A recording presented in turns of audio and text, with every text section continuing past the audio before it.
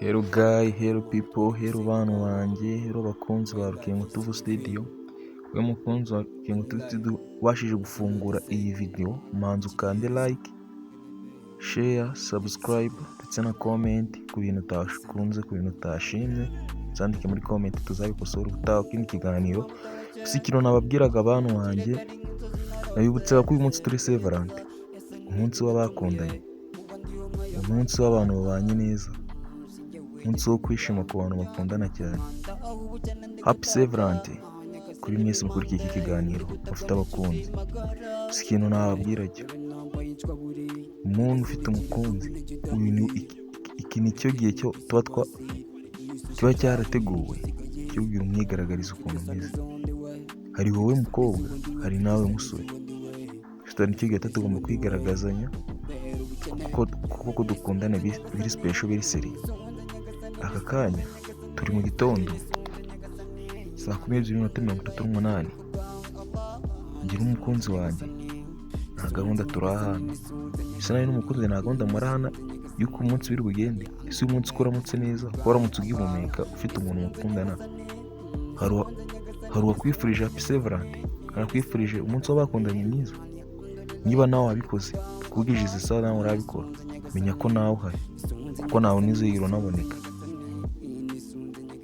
Umwaka ushize ntabwo nigeze nifuriza Saint Valentin, ni ubwa mbere bibayeho mu buzima, ni n'ubwa mbere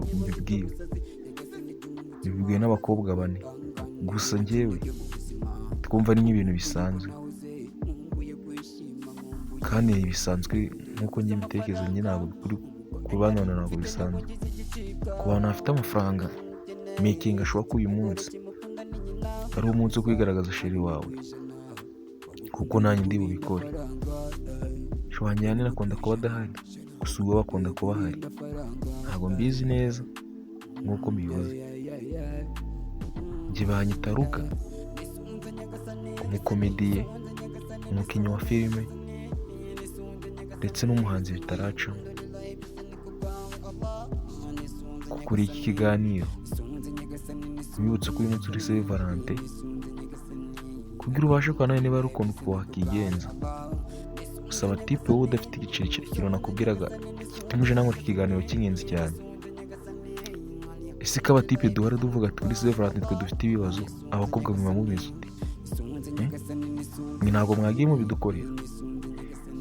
Kugira namwe mwihangana mushaka ukuntu mutugenza kuri Saint Valentin, tuvuga ati n'uyu munsi nta kintu ndi bukore, sheri wanjye ni uri bunkoreye buri kimwe cyose, ni uri bunkoreye buri kimwe cyose rwose, nta kintu ndi burenze.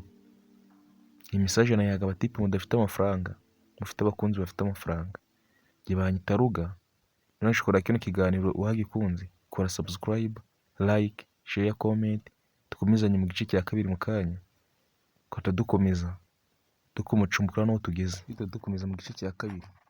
Gusa icyo kiraba kirenze ni ikintu mbabwiye cyo, nyuma ndababwira ikintu cy'ingenzi kiba kuri Saint Valentin. Murakoze cyane, dukore muri gice cya kabiri.